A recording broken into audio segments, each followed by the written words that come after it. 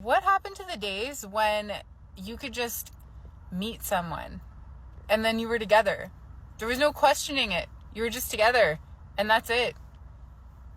Like, social media, dating apps have ruined everything. Oh, I see. It's not that you have unrealistic dating standards, it's the dating app's fault because Tinder reprogrammed your iPhone to hold a gun to your head and forced you to swipe left on 80% of men and only swipe right on the top 20% of men, even though you obviously have no chance with a guy like that. That makes sense to me. And I'm going on 38 in 2 weeks. And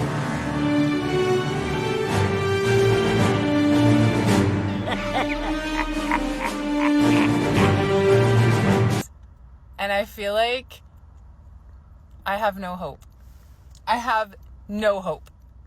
Honestly, I'm okay with the fact that, like, I might be single for the rest of my life. Well, sweetie, you made this video, so you obviously don't like being an incel. But since I'm feeling generous, let me give you some life-changing advice. If you're looking for a man that'll take you seriously and not just pump and dump, get off dating apps and check your friend zone. I was once told that women lose their value after 30. It literally drops in half. I was 29 and I had 6 months before I turned 30. It was during a podcast with the late Kevin Samuels, and I argued with him. I got pissed off with him. Ma'am, you're average looking at best. I couldn't help but think about what my boyfriend at the time was thinking because he was a huge Kevin Samuels fan. Outstanding. Anyway, today happens to be my 31st birthday. That boyfriend and I broke up. Thank you, Jesus! Honestly, I don't know what value he was referring to. I'm pretty sure it was something about being in the dating marketplace or something. Let me tell y'all something. I don't give a All right, let me just cut to the chase, ma'am. You can feel like what you want to, but women like you die alone.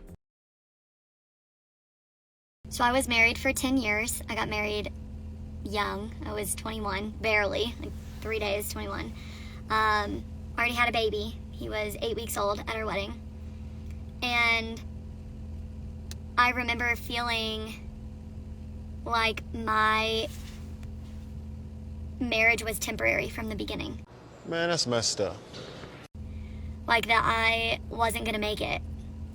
And I didn't know what that feeling was. I just thought it was cold feet. No, sweetie. It was the feeling of you being pissed off that you got knocked up and now you had to do the honorable thing and get off the carousel, but you always intended to get back on it at some point. Proper garden tool. But it kind of manifested itself for the next 10 years. And here we are 10 years later going through a divorce.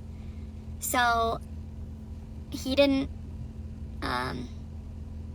really start this process. I guess it was more so me. Oh, there's a big surprise! Because I was always looking for someone else because I didn't know how to be loved or how to accept love. Translation: all my proper garden tool friends were doing proper garden tool things, and here I was, stuck in a marriage. And so while he was fighting for me, I was pushing him away.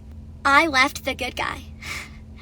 I left the guy that everybody looks at and is like, that's a dad, that's a husband, that's how it's supposed to be. He did the dishes, he cleaned the house, he took the kids to school, he worked all day, he made good money, he supported us.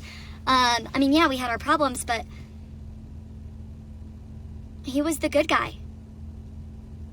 So I'm here to tell you,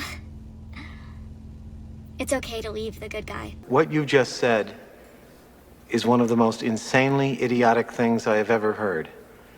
At no point in your rambling, incoherent response were you even close to anything that could be considered a rational thought.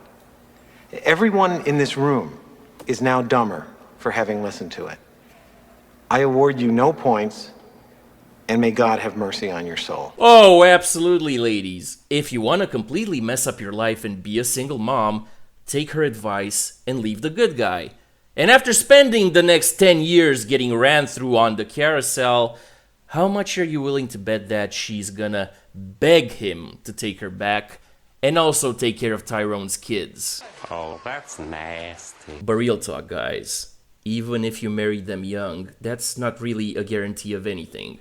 Because for a lot of women, the fear of missing out is way more powerful than reason. Let me just say something, okay? Now, if y'all follow me and y'all follow my podcast, y'all would know one of the main themes of what I tell women all the time, unmarried women, is that you were single until you're married and act like it. At this point, that should be like my catchphrase. But every time I say that, men get very mad. Men get in the comments, they get mad, they want to call you names, they get very mad that I tell unmarried women that you're single until you're married and you need to act like it. And if there's one thing that TikTok has in abundance, is female sages teaching women how to mess up their lives. But ladies, listen. If you're gonna take her advice to skip the girlfriend phase and act single until marriage, all you're gonna end up becoming is a side piece to multiple men. And make no mistake, they're all gonna treat you accordingly, and none of them will marry you. And that's the bottom line, 'cause Stone Cold said so.